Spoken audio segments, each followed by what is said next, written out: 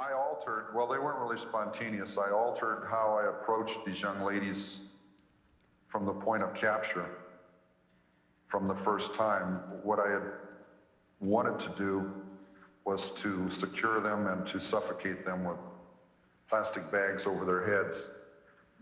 I had some completely unrealistic perspective that that was quick, that they would lose consciousness rapidly. But the first young lady that was in the back seat, it was Mary Ann Pesh. I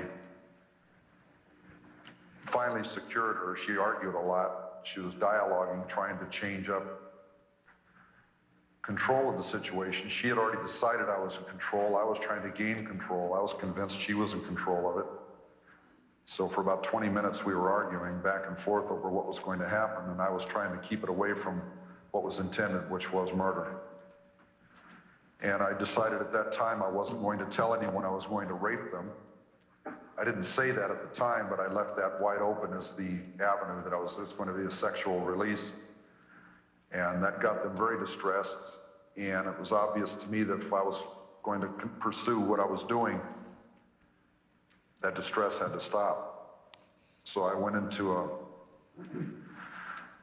unfortunately, more effective behavior of letting them help me. I let more of my personality come out, and I was suicidal, very disturbed, grasping out at someone. I had abducted them, and I wasn't going to let them out of the car because I was tired of people walking away from me. So some of that was very true, but I manipulated that to allow them to help me to the point of resolving their behavior until we got to a place where they could be killed. And that is, I have the biggest problem with that on a guilt basis, because obviously that entailed unusual trust between the captor or the perpetrator and the victim of the crime.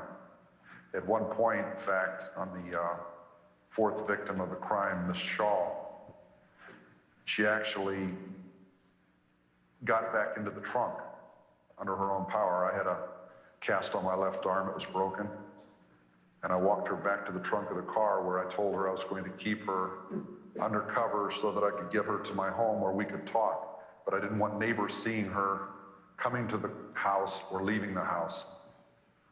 And I made that sound realistic to her. So she didn't want to get in the trunk, but was willing to. When she got in the trunk, I shot her.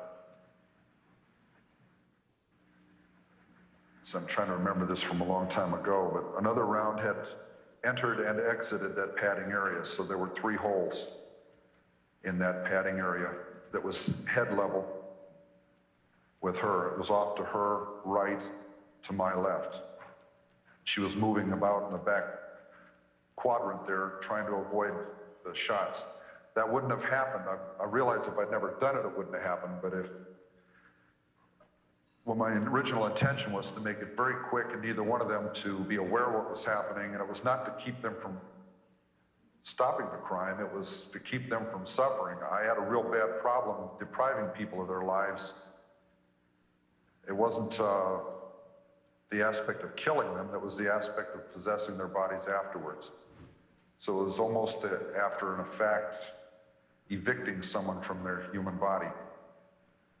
And I'm sorry it sounds so cold, but that's about what it analogizes to. At the time, I wanted my case to look like random killings, unrelated. As you know, there was no real understanding of serial killing at the time. And when I told the police, they asked me how many people I thought I could have killed in the fashion that I did out of the approximately 1,000 individuals that got in my car over a 3-year period that I was out there. This being a hobby, a side hobby of mine, I'm just driving around. I love to drive and picking up anybody who wanted to ride. And then later on, focusing on more difficult cases, people I was convinced wouldn't want to get in because I'm a single male young adult, two-door car. They're not going to want to get in and ride with me. I made that a challenge, almost like a chess game. And the more clever they got about checking me out ahead of time, the more clever I got about appearing innocuous and in a hurry and a businessman.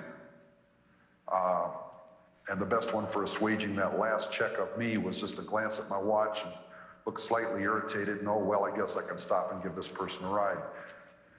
It seemed to have a very positive effect, even with the most sophisticated hitchers, which included the Passion Lucchesa girls, the first two victims.